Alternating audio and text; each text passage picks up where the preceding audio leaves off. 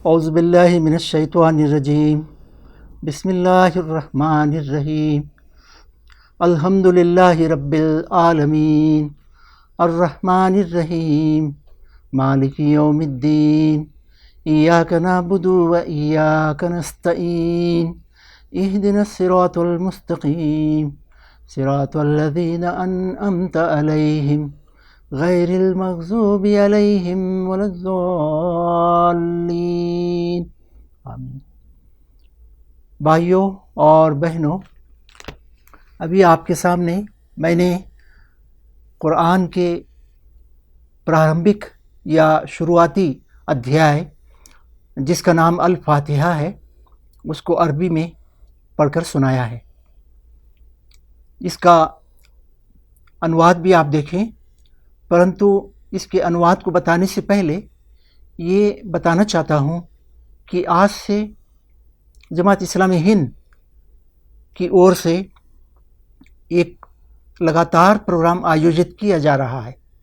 इस प्रोग्राम के अंदर आरंभ से लेकर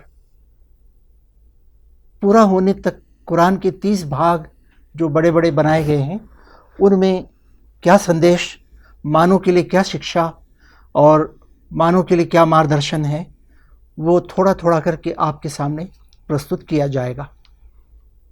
आज इसका प्रारंभिक या शुरुआती आज चरण है और आपके सामने मैं 3 भाग को लेकर इसके अंदर जो सच्चाइयाँ और जीवन के लिए जो मार्गदर्शन सबके लिए दिया गया है वो मैं आपके सामने प्रस्तुत करूँगा। भाइयों और बहनों, आप सब जानते हैं कि कुरान मजीद मुसलमानों का मात्र ग्रंथ नहीं है, ये समस्त मानव जाति के लिए है। तो इसमें जो भी संदेश जीवन यापन करने के लिए जो मार्गदर्शन, जो शिक्षाएं दी गई हैं, वे सब के लिए हैं। रमज़ान का महीना इसीलिए चुन लिया कि इसी महीने में ये कुरान अवतरित हुआ।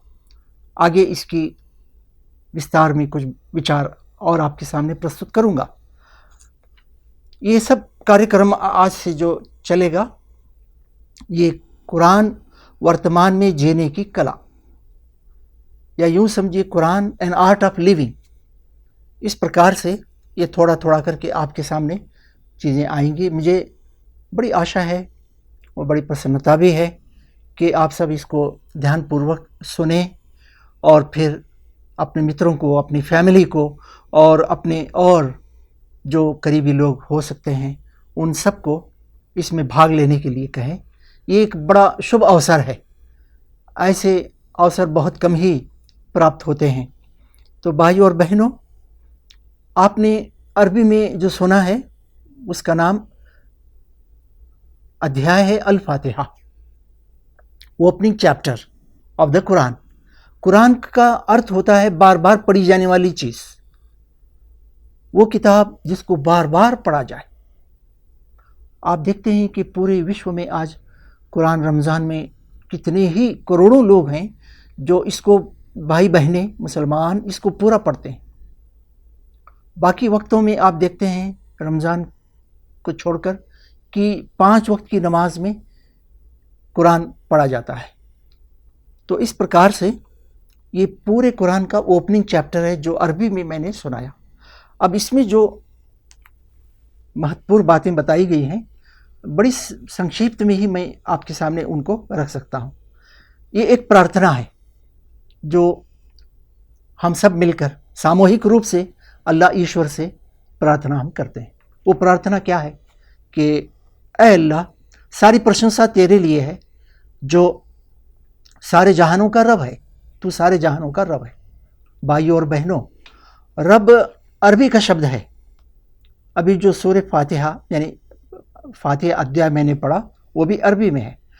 तो रब का जो अर्थ है अरबी में 3 उसके अर्थ आपके सामने मैं रखता हूँ। एक तो है मालिक, और रब का दूसरा अर्थ है वो पालन पोषण करने वाला, और तीसरा है शासक जिसका हुक्म चलता है। तो हम ये प्रार्थना करते हैं कि ऐ अल्लाह, सारी प्रशंसा तेरे ही लिए है, तू सारे जहानों का रब है। अल्लाह का शब्द क्यों आया? भगवान, ईश्वर, खुदा, गॉड। तो भाइयों और बहनों, अल्लाह का शब्द इसलिए आया है कि जो श्रेष्ठा है समस्त मानव का, सारी सृष्टि का, अकेला वो अल्लाह है। उसका कोई सहभागी पार्टनर नहीं है, और अल्लाह शब्द का कोई बहुलिंग, उसका स्त्रीलिंग आज तक भी नहीं है। अल्लाह अल्लाह है। इसी कारण पूरे कुरान के अंदर जो सृष्टिकर्ता, रचयिता, निर्माता है, उसके लिए अल्लाह का शब्द है। अब फिर हम कहते हैं कि वो बड़ा दयालु, अत्यंत कृपाशील है। प्रार्थना में हम ये कहते हैं, और फिर ये भी कहते हैं कि ऐ अल्लाह ईश्वर, हम तेरी ही बंदगी करते हैं। अब देखिए, बंदगी ये भी अरबी का शब्द है, कुरान का शब्द है। तो इसके भी तीन अर्थ हैं।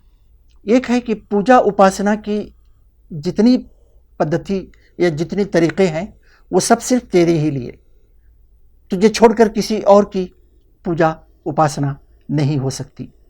दूसरा है कि तेरे आदेश पर चलने वाले, उसका पालन करने वाले आज्ञाकारी हैं, आज्ञा पालन है।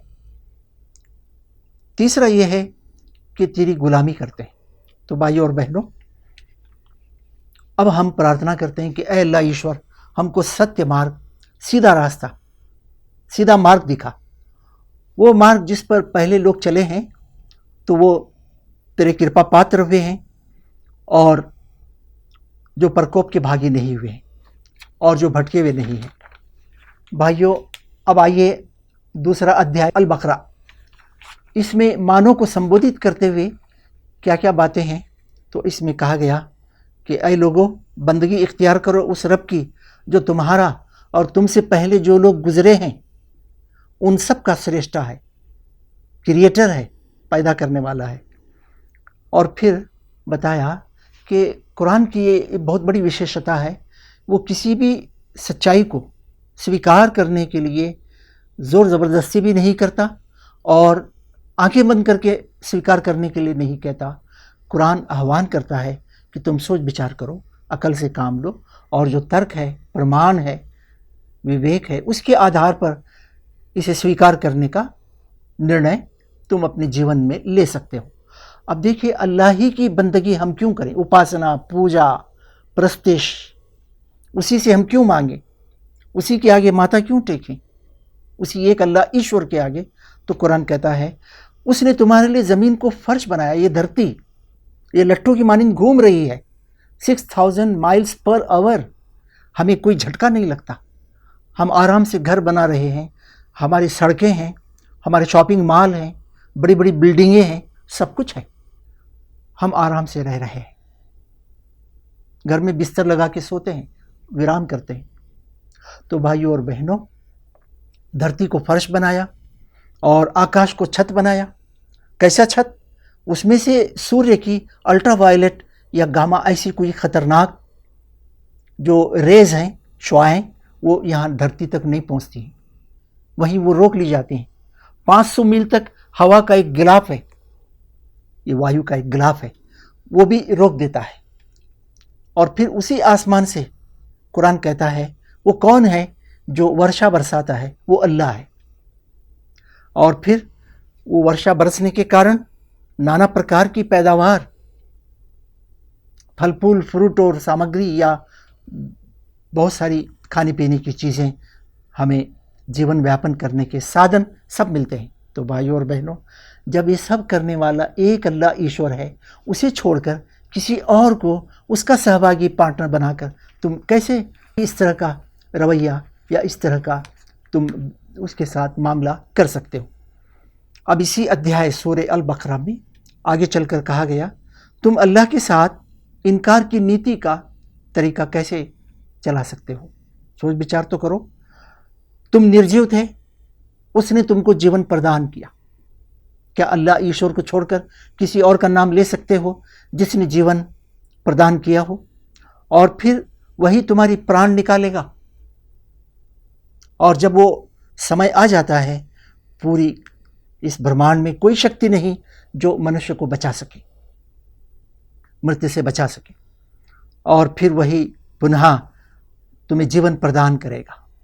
ये अल्लाह का कुरान में जगह जगह वायदा है कि प्रलय के बाद सारे मानव को वो इकट्ठा करेगा।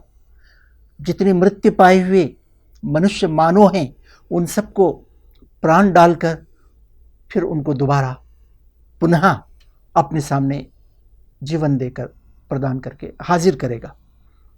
फिर बताया कि उसी की तरफ तुमको पलट कर जाना है, वहीं से आए थे और वहीं जाना है। और फिर बताया कि उसने धरती की सारी चीज़ें तुम्हारे लिए पैदा की हैं और तुम्हारे ऊपर उसने 7 आसमान बनाए हैं। तो ये सारे काम तो अल्लाह करे, ईश्वर, और हम उसे छोड़ दें, किसी और को अपना ईश्वर अल्लाह बना लें, किसी और के आगे माथा टेकें, किसी और से प्रार्थना करें, किसी और की पूजा प्रस्तिश करें। भाइयों, इससे बढ़कर घोर पाप और क्या हो सकता है? सोच विचार करने के लिए कुरान हमें आह्वान कर रहा है और ये प्रमाण दे रहा है, इनके आधार पर करो। अगर कोई और भी है तो ठीक है, उसे तुम मान सकते हो, परंतु कोई है ही नहीं। और भाइयों और बहनों, किसी ग्रंथ में अल्लाह ईश्वर ने ये नहीं बताया कि मैं ब्रह्मांड का सिस्टम चला नहीं सकता था, मुझे सहायक खुदा चाहिए था। मैंने बहुत सारों को हवा, पानी, जंगल, पर्वत और दूसरे लोग, इन सब के लिए मैंने अलग अलग खुदा बनाए हैं। ये बात उसने कहीं भी नहीं कही। भाइयों, सारे मानव को संबोधित करते हुए एक और बहुत बड़ी सच्चाई बताई गई है, जिसे हम खुद अपनी विवेक या बुद्धि के आधार पर खोजकर मालूम नहीं कर सकते थे कि ये रमज़ान के महीने में अल्लाह ईश्वर ने मोहम्मद सल्लल्लाहु अलैहि वसल्लम के ऊपर कुरान अवतरित किया। तो कुरान में बताया, रमज़ान वो महीना है, महीना है जिसमें कुरान अवतरित किया गया, जो समस्त मानव के लिए सर्वथा मार्गदर्शन है। पूरा का पूरा वो मार्गदर्शन है मानव के लिए, और ऐसी स्पष्ट शिक्षाओं पर आधारित है कि जो सत्य असत्य का फर्क खोल कर रख देने वाली है। भाइयों, ये बहुत बड़ी बात इसमें बताई गई। ये जो मैं आपके सामने प्रस्तुत कर रहा हूँ, ये विचार, सच्चाइयाँ, ये सब कुरान में सारे मानव को संबोधित करके कही गई हैं। इस देश के अंदर जितने भी, सारी दुनिया के अंदर जितने भी मानव हैं, उन सबको कुरान संबोधित करता है। किस तरह से संबोधित करता है? या अय्युहल इंसान, ऐ इंसान, या अय्युहन्नास, ऐ मानव, सामूहिक रूप से। और कभी कहता है कुरान, या बनी आदम, ऐ आदम के बेटे, क्योंकि हम सब एक माता पिता की संतान हैं, आदम अलैहिस्सलाम की। तो भाइयों और बहनों, हमें ये पता चला कि रमज़ान के महीने में कुरान अल्लाह ईश्वर ने अवतरित किया। किस पर अवतरित किया? वो है मोहम्मद, आज से 1450 वर्ष पूर्व मक्का नगर में जो जन्म लिया था, और वो सारे मानव के लिए अल्लाह की ओर से पैगंबर, अंतिम ईश दूत, अंतिम संदेशता बनाकर भेजे गए। तो भाइयों और बहनों, यहाँ कुरान ये बता रहा है कि ये कुरान सब के लिए है, ये अल्लाह की ओर से है। मोहम्मद सल्लल्लाहु अलैहि वसल्लम इसके ऑथर नहीं है, पीस बी अपॉन हिम। उन्होंने इस पुस्तक को लिखा नहीं है, कुरान को। ये 23 वर्ष में थोड़ा थोड़ा करके मोहम्मद सल्लल्लाहु अलैहि वसल्लम, यानी prophet Mohammad, peace be upon him, उनके ऊपर अवतरित हुआ। तो ये भ्रांति दूर होनी चाहिए कि ये Mohammad, peace be upon him, उनकी कोई पुस्तक लिखी हुई ग्रंथ है। अब ज़माना बदल गया, उस वक्त के काल में लिखी गई थी, अब इसको बदलना चाहिए। भाइयों, ऐसा नहीं है। अल्लाह वो जो ज़माना गुजर गया, हमारे सारे काल को जानता है, पास्ट को भी, प्रेजेंट को भी, वर्तमान और आने वाले भविष्य काल को जानता है। उसने एक सर्वथा एक मार्गदर्शन और सत्य असत्य में फ़र्क करने वाली स्पष्ट शिक्षाएं कुरान के अंदर मानव को दी हैं। भाइयों, ये चंद मिनट में इतनी बड़ी बड़ी विचार या सच्चाइयाँ आपके सामने मैं कुरान के माध्यम से, कुरान के द्वारा बता रहा हूँ। पूरा कुरान अध्ययन आप करेंगे तो इसमें कितनी बातें आएंगी। अब आइए आखिरी बात मैं आपसे कहता हूँ इसी कुरान के आधार पर। इसमें एक बात ये कही गई है कि कुछ लोग हैं दुनिया के अंदर, संसार के अंदर, जो अल्लाह के आज्ञाकार बनकर आज्ञा पालन करते हुए जीवन यापन करने के बदले वो इसके विरोध में जीवन चलना चाहते हैं। तो बताया जा रहा है कि इस पूरे ब्रह्मांड में जितनी चीज़ें भी तुम देखते हो वे सब के सब अल्लाह ईश्वर के आज्ञा पालन है, ओबीडियंट हैं। उन्होंने अपने आप को समर्पित कर दिया है अल्लाह की इच्छा, अल्लाह के आदेश, अल्लाह के निर्देश के आगे अपने आप को समर्पित कर दिया है। इस प्रकार से वो अपने तौर पर कुछ नहीं करते हैं। तो मनुष्य को चाहिए कि वो भी अपनी इच्छा, अपनी स्वतंत्रता, अपने मन से इन सच्चाइयों को स्वीकार करके, हम मानव को ये संबोधित करके कुरान बताता है कि तुम भी अल्लाह के ही आज्ञा पालन, ओबीडियंट बनकर रहो। तो भाइयों और बहनों, यहाँ आज का ये प्रोग्राम ख़त्म होता है। हम बहुत शीघ्र ही आपसे फिर मिलेंगे। हम, मेरे मित्र भी हैं, वे भी कुरान के भागों का एक खुलासा, सार संक्षिप्त में आपके सामने रखेंगे। मैं अल्लाह ईश्वर से प्रार्थना भी करता हूँ कि ये जो प्रोग्राम कुरान वर्तमान में जीने की कला के थीम या केंद्रीय विषय के माथे शुरू किया गया है, इसमें वो हम सबको इसे लाभदायक बनाएं, और आशा है कि आप ध्यानपूर्वक सुनते रहेंगे तो बहुत फ़ायदा होगा। धन्यवाद आपका, बहुत बहुत शुक्रिया।